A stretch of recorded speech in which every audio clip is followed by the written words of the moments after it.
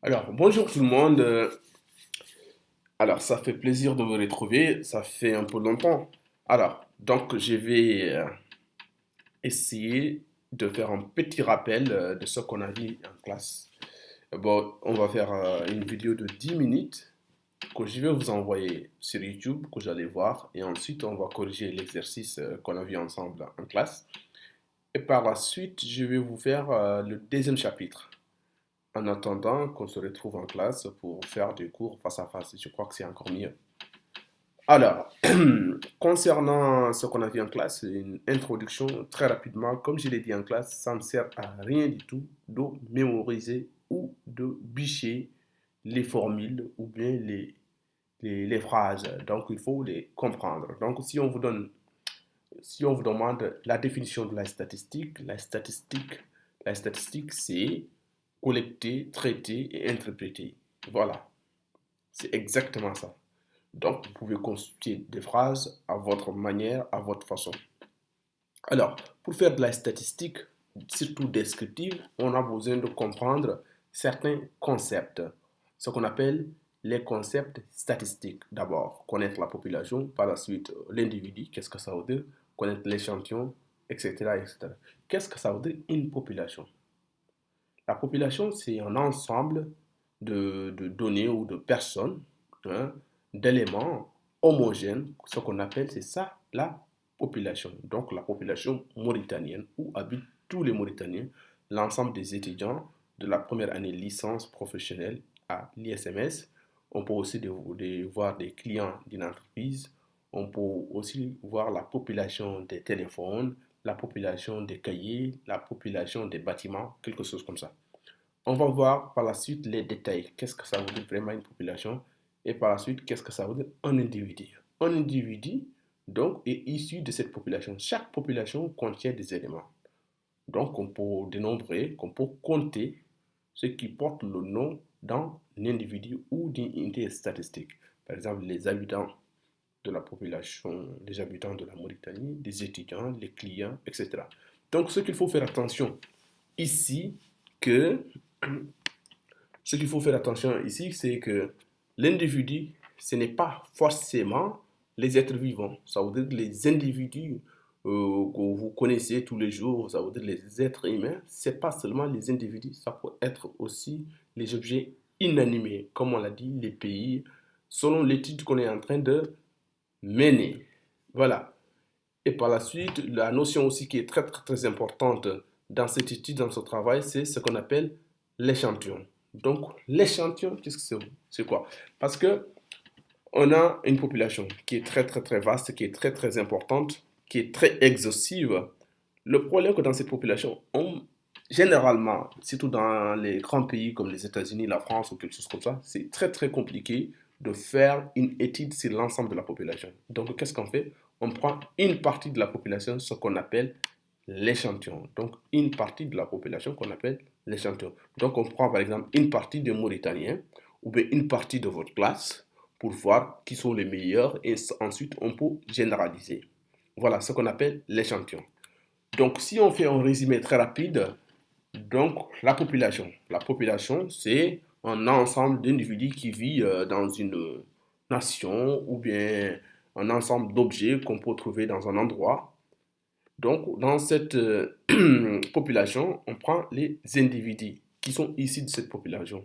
Donc, cette population qui est vaste, qui est énorme, qu'on ne peut pas étudier généralement, on prend une partie, ce qu'on appelle l'échantillon. Donc, c'est très bien résumé. Donc, on prend un échantillon, mais quand on prend un échantillon, on veut étudier, par exemple, je ne sais pas, la réussite scolaire des élèves, on peut étudier aussi le comportement de certains patients dans les centres de santé. On peut essayer aussi d'étudier, je ne sais pas, la pauvreté en Mauritanie, par exemple. Donc, quand on prend un échantillon pour étudier, on a besoin de variables.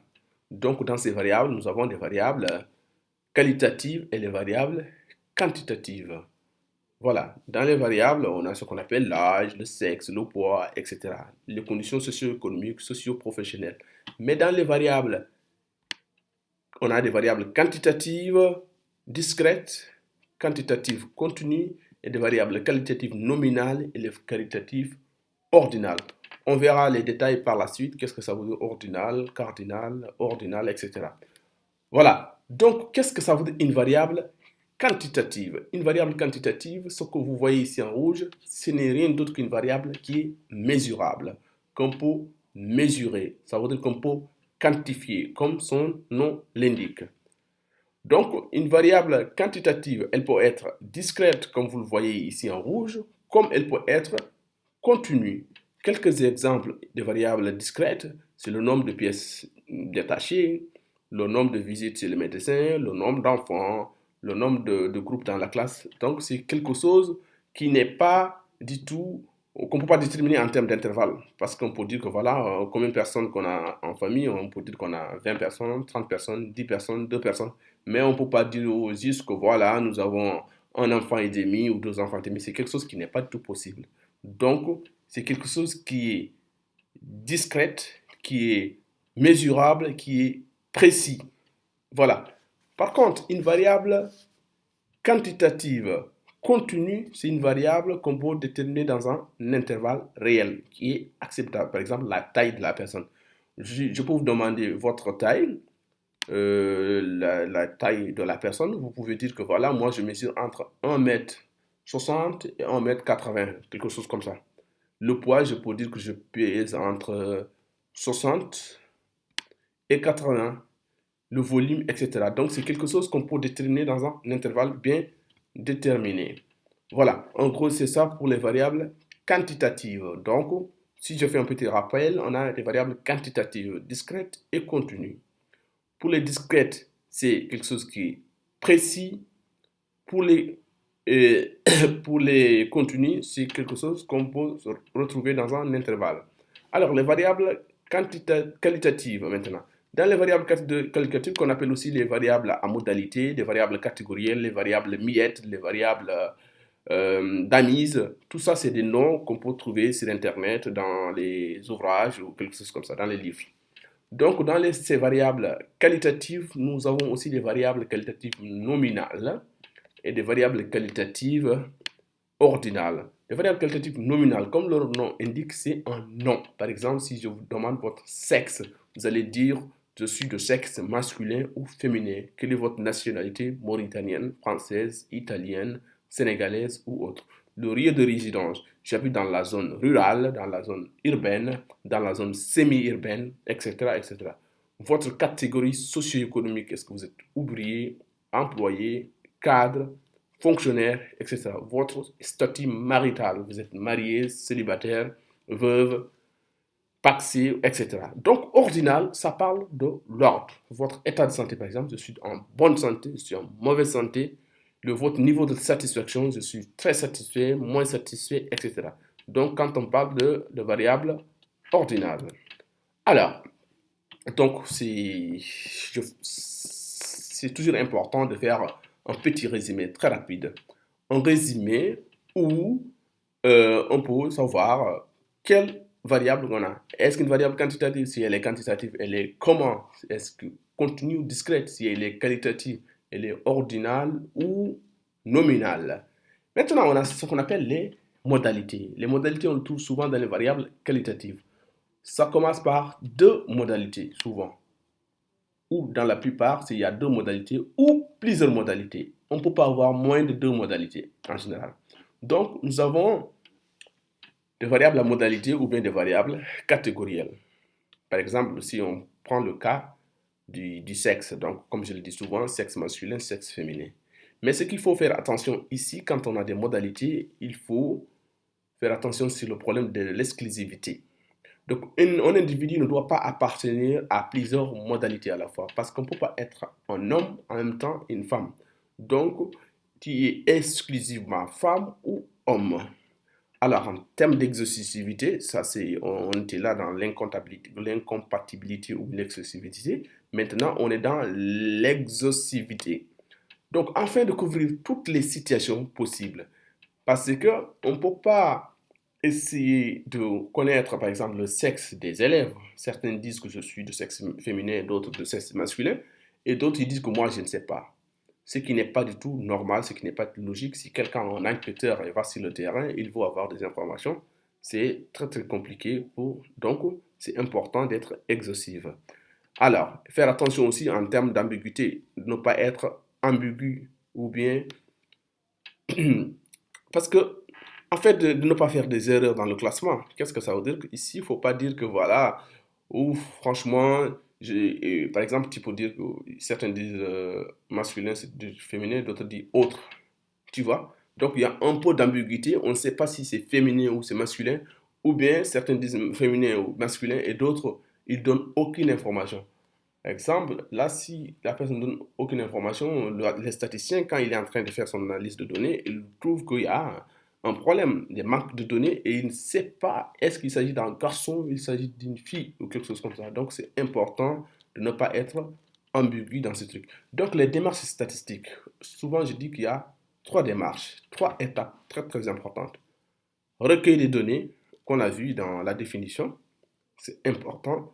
Ici, recueil de données, en général, c'est des recensements, des enquêtes exhaustives, où on fait des sondages, etc. La deuxième étape, c'est l'exploration. Donc, l'exploration, ce n'est rien d'autre que les statistiques descriptives ou faire l'analyse de données. Donc, le but ici, c'est synthétiser, c'est résumer, c'est structurer. Donc, on le fait à travers des graphiques, des tableaux, des indicateurs, etc. Donc, qu'est-ce que ça veut dire? La définition de la statistique descriptive. La statistique descriptive, ce n'est rien d'autre que de faire la synthèse d'une information, variable par variable. C'est important de retenir ça. Alors, la dernière étape qui est très très importante, que vous n'allez pas voir peut-être cette année, donc c'est faire de l'inférence statistique. Donc, essayer de faire de la modélisation, parce qu'il y a deux parties. Il y a l'inférence, où on voit les probabilités statistiques, qu'on va étudier certaines lois statistiques, la loi de probabilité, loi normale, loi uniforme, loi exponentielle, loi de Poisson, etc., etc. Et ensuite, vous avez ce qu'on appelle la modélisation, ce qui vous permet d'étudier les différents déterminants. Les déterminants du tabagisme, les déterminants de l'éducation, les déterminants de la santé, etc., etc. On le fait en faisant des régressions, on le fait en étudiant, en mettant en valeur des études sur l'économétrie. Donc ça, c'est important. Alors, avant de terminer ce cours, parce que c'est l'essentiel du cours, je vais vous parler des données au niveau national et au niveau africain. Donc, on utilise souvent les données de l'ONS, Office national statistique, ou bien des services ministériels, le ministère de la Défense, le ministère de l'économie, etc., le ministère de l'enseignement supérieur, ou bien les données de la Banque centrale. Au niveau de l'Afrique, on utilise souvent les données de l'Afrique centrale, AfriqueStat. D'ailleurs, les données de l'AfriqueStat, c'est ces données-là qui nous ont permis à faire l'enquête sur la pauvreté qu'on a dit déjà en classe. Open Data for Africa, c'est un site internet où il y a des données sont gratuits. C'est le site de la Banque africaine de développement. On a aussi Africa Development Indicator, ce sont les données de la Banque mondiale. Alors, on revient très rapidement sur l'exercice qu'on a vu en classe. Bon, je vais voir parce que là, j'ai commencé à parler il y a quelques minutes quand même. Voilà, donc les données pour l'exercice. Voilà, donc il y a trois grandes questions sur quelle est la population, l'échantillon, etc. Quelles sont les variables et quelles sont les modalités du statut matrimonial. Alors, pour la première question, donc la population, ce sont les Africains de plus de 50 ans. L'échantillon, c'est les 48 958 Africains de plus de 50 ans. Donc, on individue sur un Africain qui est âgé de plus de 50 ans. Donc, quelles sont les variables? Nous avons les variables quantitatives, qualitatives, discrètes, continues et nominales. Donc, l'âge, donc, comme on l'a dit, hein, et je ne l'ai pas précisé ici, dans ce cas de figure, c'est une variable contenue, mais on peut trouver aussi l'âge, une variable discrète, parce que l'âge, en général, on peut dire qu'on a 20 ans, 30 ans, 40 ans. Mais si on parle des tranches d'âge, on peut dire que cette population a entre 10 et 20 ans, entre 13 et 14 ans, etc., etc. Donc le sexe, c'est une variable nominale, donc le nom du sexe, c'est sexe féminin, sexe masculin, garçon ou fille. Donc la santé mentale de dépression, c'est une variable aussi qualitative mais nominale. On a aussi les différentes maladies, cancers, etc. Ce sont des variables qualitatives nominales. Nous avons la satisfaction, Donc, soit on est satisfait, on est très satisfait, on n'est pas satisfait. Donc, il s'agit d'une variable qualitative ordinale. Et le revenu, c'est une variable quantitative continue. Donc, comme vous le voyez sur l'écran, donc je ne vais pas lire, hein, donc vous le voyez bien. Et, tout est bien expliqué. J'espère que vous avez bien compris. On aura l'occasion de revenir sur ça très rapidement si vous avez des questions en classe. Alors, pour la troisième question, quelles sont les modalités du statut matrimonial? Donc, on a célibataire, marié, divorcé et veuf. Je vous remercie de votre attention. Si vous avez des questions, n'hésitez pas à faire des commentaires sur YouTube. Sinon, vous m'envoyez des questions par mail. Donc, vous connaissez déjà mon mail, c'est abou.dieng@esp.mr. Alors, merci pour votre attention. Au revoir.